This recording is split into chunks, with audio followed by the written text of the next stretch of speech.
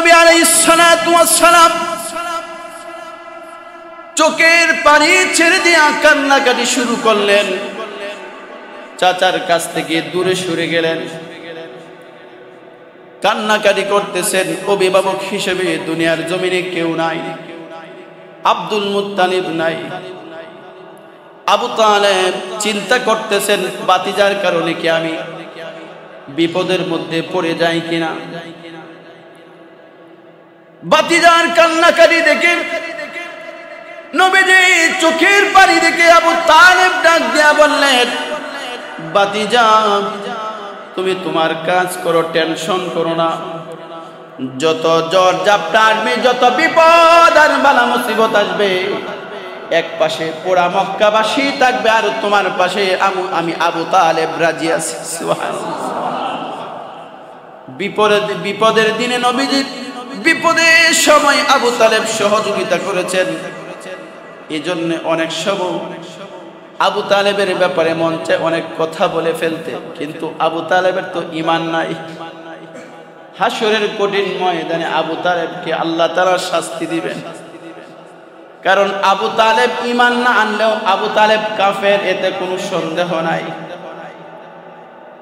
আবু তালেবের এই দুইটা টুক নবীজির কপাল মোবারকের মধ্যে লেগেছে।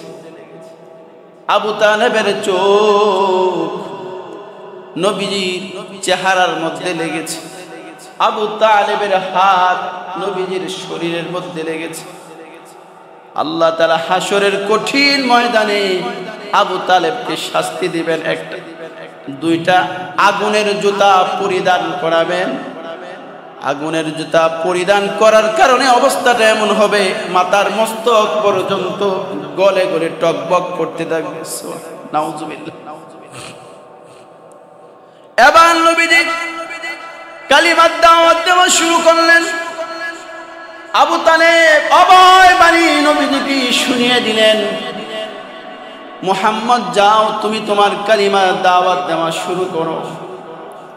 মুহাম্মদকে কোনোভাবেই বন্ধ করা যায় না, দাওয়াত বন্ধ করা যায় না। মুহাম্মদ তার মন মতো সুবিধা মতো দাওয়াত দিচ্ছেন। নবীজি দাওয়াত দিচ্ছেন, কালিমার দাওয়াত। একে একে এক একজন করে গোপনে গোপনে প্রকাশ্যে, কেউ প্রকাশ্যে, কেউ গোপনে কালিমা পড়ে মুসলমান হয়ে যায়। কুরাইশের মানুষ, মক্কার মুশরিকরা যখন দেখলো মুহাম্মদকে কোনোভাবেই কালিমার দাওয়াত থেকে সরে দাঁড়ায় না, এবার মক্কার মুশরিকরা একটা সিদ্ধান্ত গ্রহণ করলো। মক্কার মুশরিকরা নবীজিকে কিছু প্রস্তাব দিল, লোভনীয় প্রস্তাব। নবীজিকে কিছু লোভনীয় প্রস্তাব দিলেন। লোভনীয় প্রস্তাব দেওয়ার পরেও যেহেতু নবীজি রাজি হন না, এবার সাহাবীদেরকে, দুর্বল সাহাবী যারা ছিলেন, এক একজনকে ধরে ধরে নির্যাতনের শিকার করে। এমন নির্যাতন দুনিয়ার জমিনে আর কোথাও ইতিপূর্বে হয় না।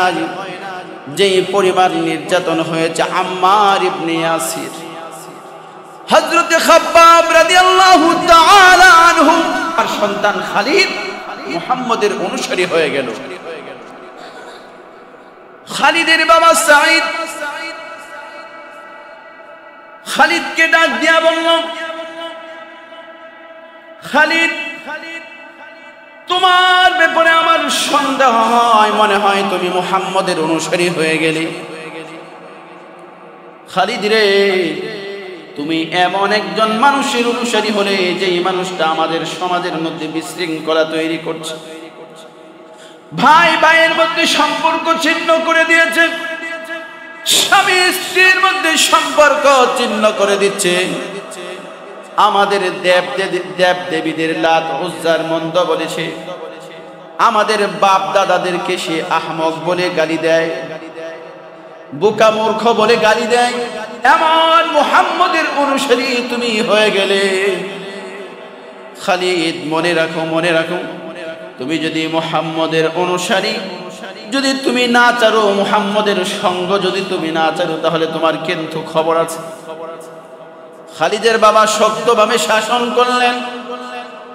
খালিদ ডাক দিয়া বলে, আল্লাহর কসম, ওয়াল্লাহি আল্লাহর কসম করে বলি, মুহাম্মদুর রাসূলুল্লাহ সাল্লাল্লাহু আলাইহি ওয়াসাল্লাম যেই তাওহীদের দাওয়াত দিচ্ছেন, যেই একত্ববাদের দাওয়াত দিচ্ছেন, যেই রিসালাতের দাওয়াত দিচ্ছেন, নবীজি যেই কথাটা বলেন প্রত্যেকটা কথাই সত্য। আর তোমরা যে মূর্তির পূজা করো এটা কখনোই সত্য হতে পারে না। খালিদের বাবা সাঈদের মাথা গরম হয়ে গেছে। খালিদকে বেত্রাঘাত শুরু করে দিলাম। খালিদ তারপরেও এক মুহূর্তের জন্য তাওহীদ আর রিসালাতকে অস্বীকার করে না। এক পর্যায়ে মাথায় আঘাত করতে করতে জখম করে ফেললো, রক্তাক্ত করে ফেললো। এবার ডাক দিয়া বলো, খালিদ আজকে থেকে ঘোষণা করে দিলাম জীবনে তুই কোনোদিন আর আমার বাড়িতে প্রবেশ করতে পারবে না। যাও যাও, বের হয়ে যাও। জীবনে কোনোদিন তুমি আমাকে বাবা বলে পরিচয় দিতে পারবে না। খালিদের বন্ধু বান্ধব যারা ছিলেন সবাইকে জানিয়ে দিলেন, তার চাচাতো ভাইদেরকে জানিয়ে দিলেন, তোমরাও যদি খালিদের সঙ্গ নাও, তোমরাও যদি খালিদের সঙ্গী হয়ে যাও, তাহলে তোমরাও জীবনে কোনোদিন বাড়িতে জায়গা পাবে না, সন্তান বলে স্বীকার করা হবে না, তোমাদের খানা পিনা সব বন্ধ করে দেওয়া হলো। এবার খালিদ ডাক দিয়া বলেন, সমস্যা নাই, সমস্যা নাই। খালিদ চোখের পানি ছেড়ে দিয়া নবীজির দরবারের দিকে রওনা হয়ে গেলেন। নবীজি খালিদকে পেয়ে সাথে সাথে খালিদকে রক্তাক্ত অবস্থায় চোখের পানিগুলি মুছে দিলেন। এবার নবীজি সান্ত্বনা দিলেন, খালিদের টেনশন করার কোনো কিছু নাই, টেনশন করো না। যেই কাফের বেঈমানরা তোমাকে তাড়িয়ে দিয়েছে, এটা তো তোমার কোনো দুর্ভাগ্যের বিষয় না, স্বয়ং আল্লাহ তোমাকে জান্নাতের মালিক বানিয়ে দিয়েছে। ওয়ালিল্লাহিল ইজ্জাতু ওয়ালিরাসূলিহি ওয়ালিল মুমিনিন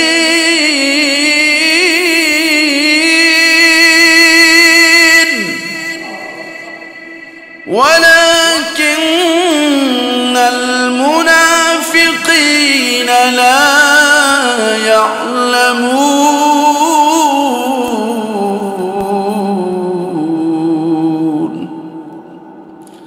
আল্লাহ পাক রব্বুল আলামিন বলেন, ইজ্জত তো আল্লাহর জন্য, রাসূলের জন্য, মুমিন বান্দাদের জন্য, কিন্তু মুনাফিকরা তো এটা কখনো কল্পনাও করে না, তারা তো জানে না।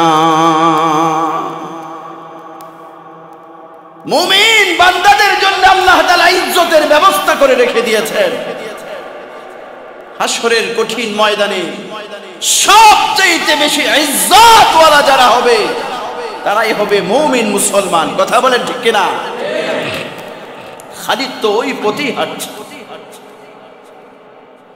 ওই পথেই তো খালিদ হাঁটছে।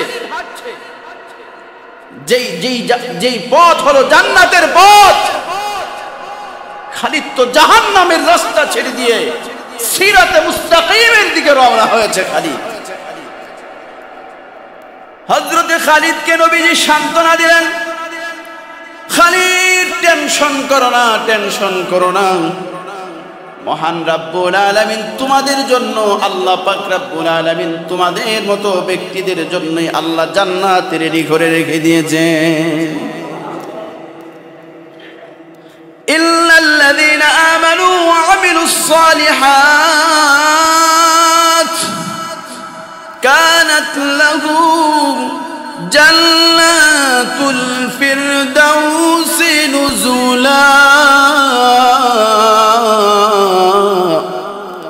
আল্লাহ পাক রব্বুল আলামিন বলেন, যে সমস্ত মানুষ ঈমান আনবে, কালিমা পড়ে মুসলমান হবে, নেক আমল করবে, ভালো কাজগুলি করবে, আল্লাহ পাক রব্বুল আলামিন তাদের জন্য জান্নাতুল ফিরদাউসের মেহমানদারি রেখে দিয়েছেন।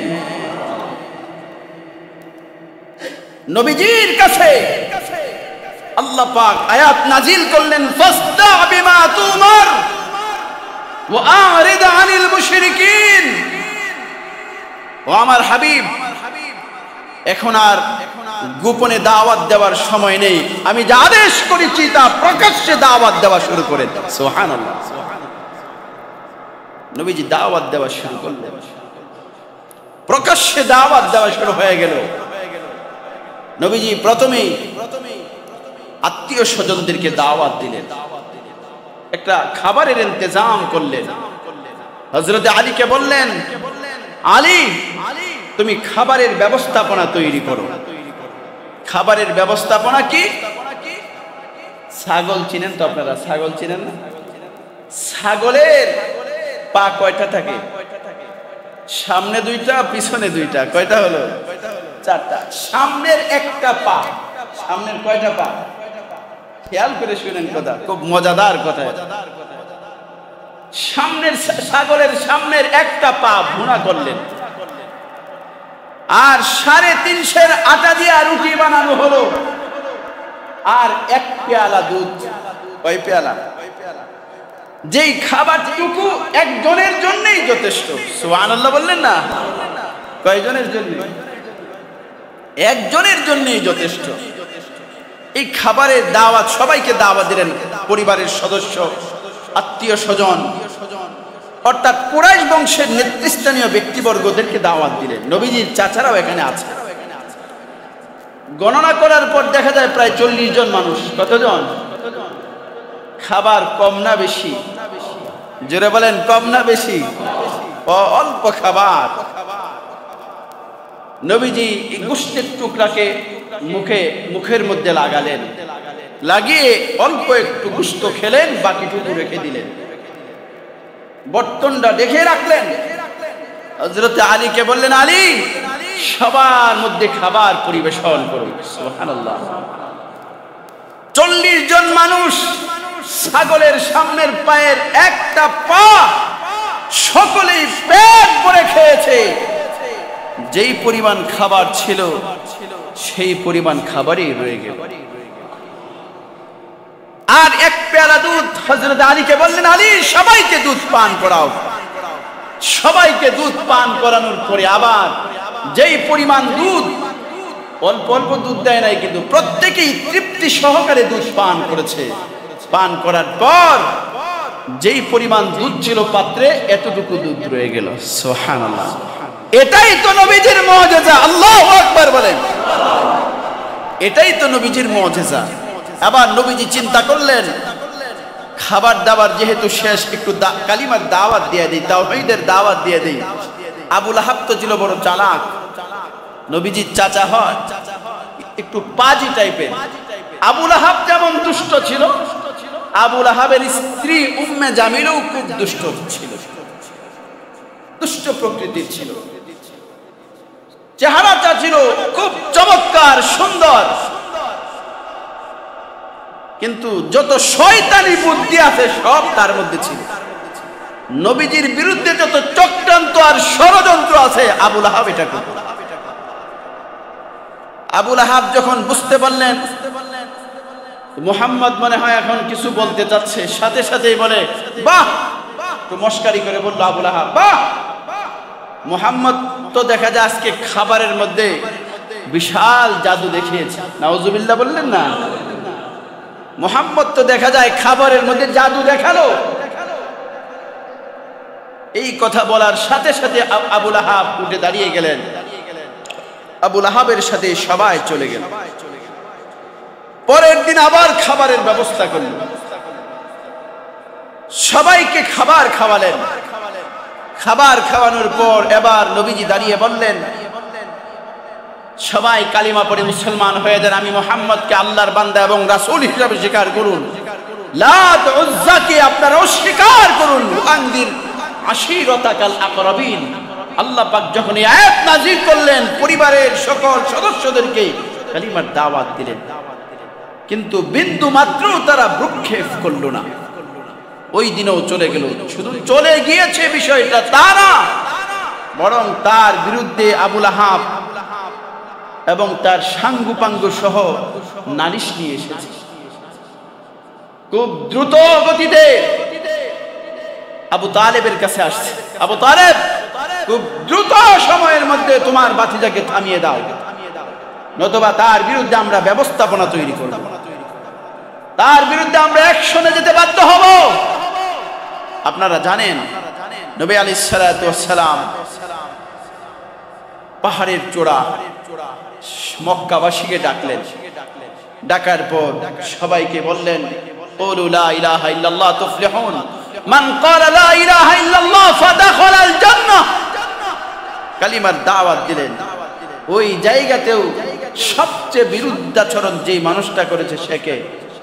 আবু লাহাব। আবু লাহাব ডাক দিয়া বলে, তাব্বাল্লাকা ইয়া মুহাম্মদ, সাইরাল ইয়াউম আলিহাযা জামাতানা। হে মুহাম্মদ, তুমি ধ্বংস হয়ে যাও, আজকে কি আমাদেরকে এজন্যই তুমি জমায়েত করেছিলে?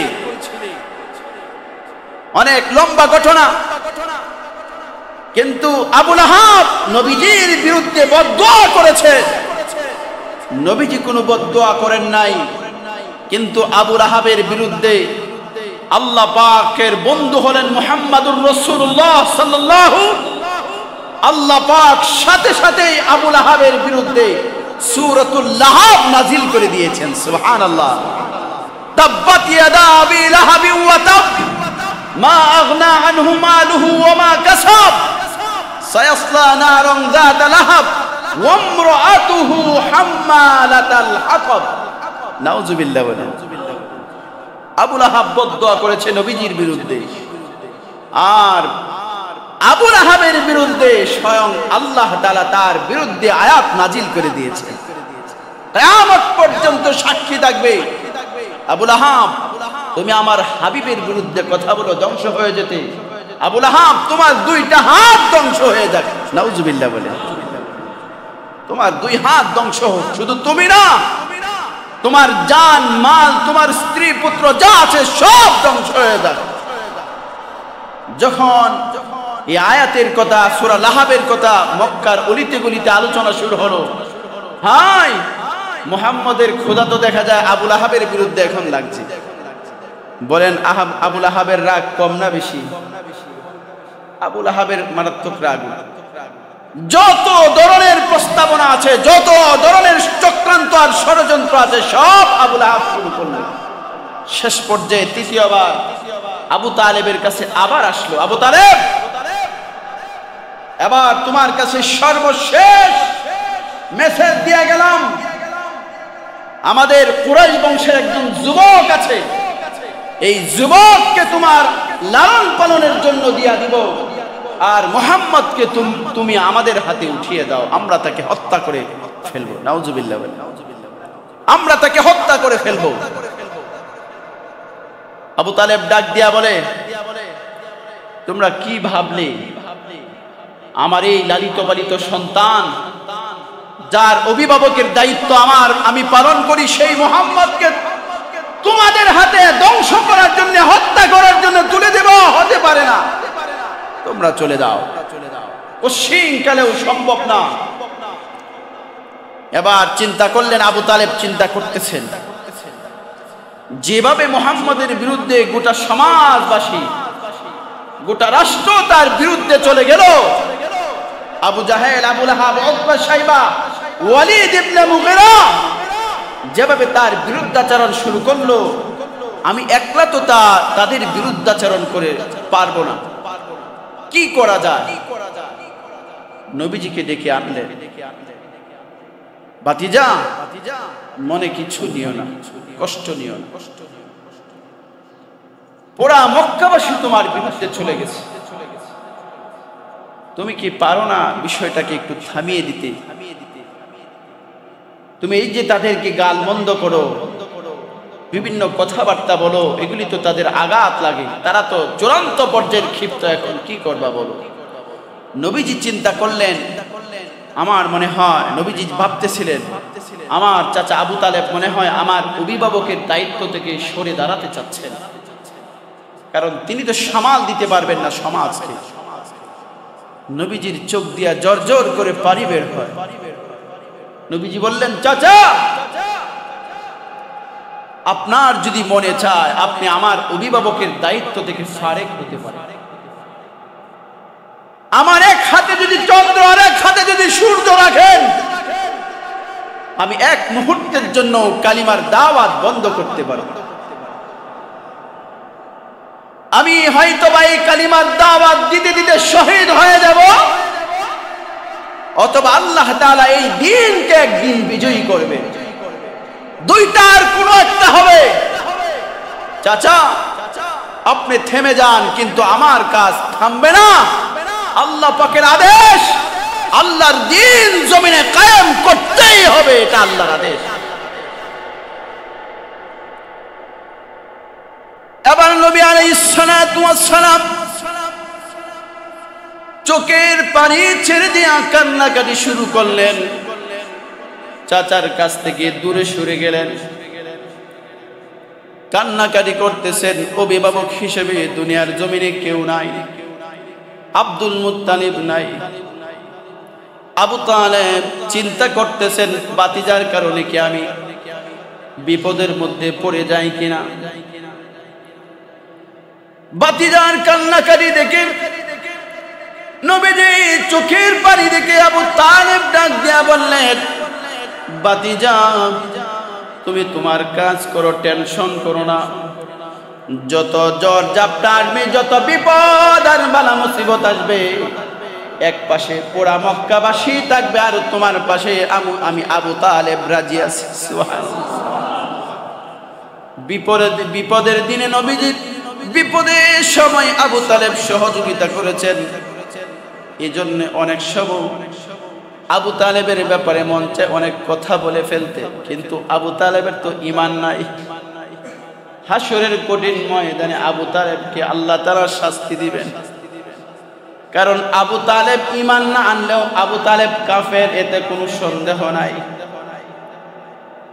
আবু তালেবের এই দুইটা টুক নবীজির কপাল মুবারকের মধ্যে লেগেছে।